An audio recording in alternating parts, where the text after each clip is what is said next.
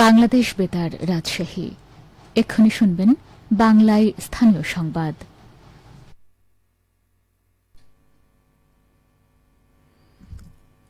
আসসালামু আলাইকুম। বাংলাদেশ বেতার রাজশাহী স্থানীয় সংবাদ পড়ছি গোলাম মুর্তুজা হেনা। রাজশাহী জেলা আইনশৃঙ্খলা কমিটির মাসিক সভা অনুষ্ঠিত হয়েছে। আজ জেলা প্রশাসকের সম্মেলন কক্ষে সভা অনুষ্ঠিত হয়।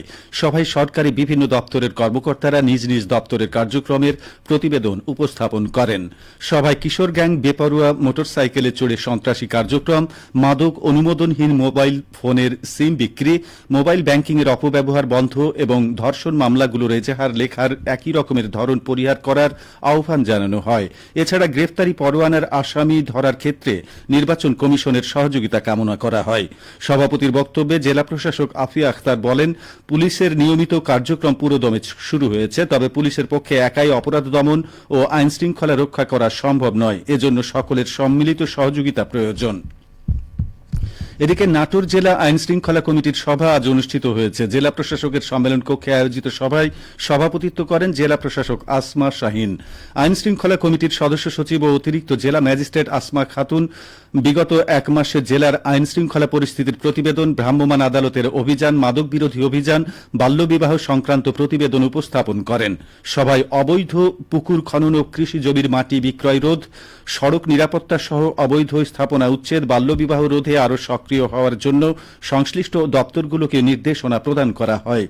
সভায় অবৈধ মাদক বিরোধী অভিযানের কার্যক্রমকে আরও জোরদার করার উপরে বক্তারা গুরুত্ব আরোপ করেন। সাম্প্রদায়িক সম্প্রীতি প্রতিষ্ঠা, সন্ত্রাসবাদ প্রতিরোধ এবং সামাজিক সমস্যা নিরসন শীর্ষক আলোচনা সভা আজ নাটোরে অনুষ্ঠিত হয়েছে। জেলা প্রশাসকের সম্মেলন কক্ষে অনুষ্ঠিত সভায় প্রধান অতিথি হিসেবে উপস্থিত ছিলেন জেলা প্রশাসক আসমা শাহীন। ইসলামিক ফাউন্ডেশন নাটোর জেলা কার্যালয়ের উপপরিচালক মোহাম্মদ রিয়াজুল ইসলামের সভাপতিত্বে সভায় বিশেষ অতিথির বক্তব্য রাখেন পুলিশ সুপার মোহাম্মদ আমজাদ হোসাইন সহ অন্যান্যরা। সভায় বক্তারা বলেন, বাংলাদেশ সাম্প্রদায়িক সম্প্রীতির দেশ। আবহমান কাল ধরে চলমান এই সম্প্রীতির ধারা কখনো ক্ষুণ্ণ হওয়ার নয়। সকল ধর্মই ধর্মীয় উগ্রতা, সন্ত্রাসবাদের বিরুদ্ধে। তাই সকল ধর্মের শান্তিপূর্ণ সহাবস্থানের এই মেলবন্ধনকে আরো সুদৃঢ় করতে হবে। কোনো প্রকার গুজব বা মিথ্যা তথ্যে বিভ্রান্ত হওয়া যাবে না।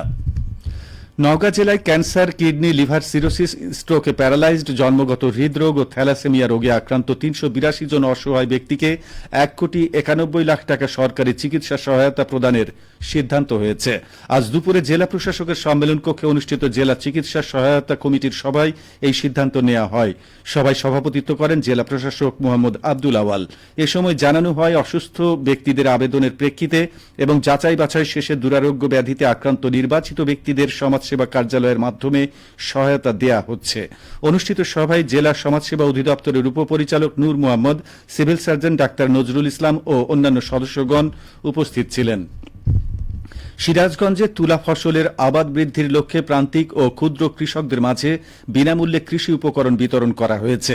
আজ সকালে সদর উপজেলা পরিষদ মিলনায়তনে ২০২৪-২৫ অর্থ বছরের কৃষি প্রণোদনার আওতায় কৃষি উপকরণগুলো বিতরণ করা হয়। তুলা উন্নয়ন বোর্ড, বগুড়া জোন ও সিরাজগঞ্জ সদর উপজেলা প্রশাসন আয়োজিত অনুষ্ঠানে প্রধান অতিথি হিসেবে উপস্থিত ছিলেন সিরাজগঞ্জের জেলা প্রশাসক মোহাম্মদ নজরুল ইসলাম।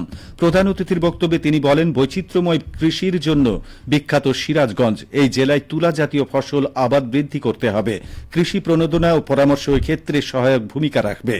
সদর উপজেলা নির্বাহী কর্মকর্তা মনোয়ার হোসেনের সভাপতিত্বে অনুষ্ঠানে আরও উপস্থিত ছিলেন কৃষি সম্প্রসারণ অধিদপ্তর সিরাজগঞ্জের উপপরিচালক আ.জ.ম আহসান শহীদ সরকার।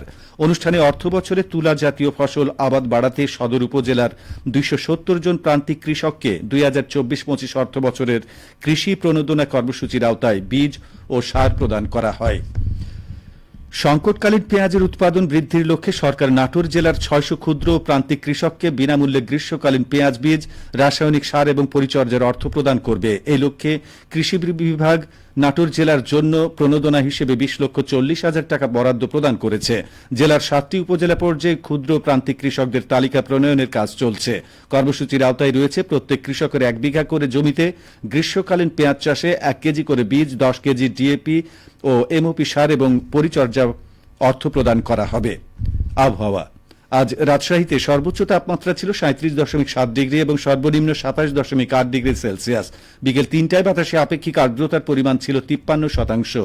রাজশাহী ও পার্শ্ববর্তী এলাকায় আজ সূর্যাস্ত সন্ধ্যে 6টা 57 মিনিটে। সংবাদ শেষ হলো। আমাদের পরবর্তী স্থানীয় ইংরেজি সংবাদ সন্ধ্যে 6টা 5 মিনিটে।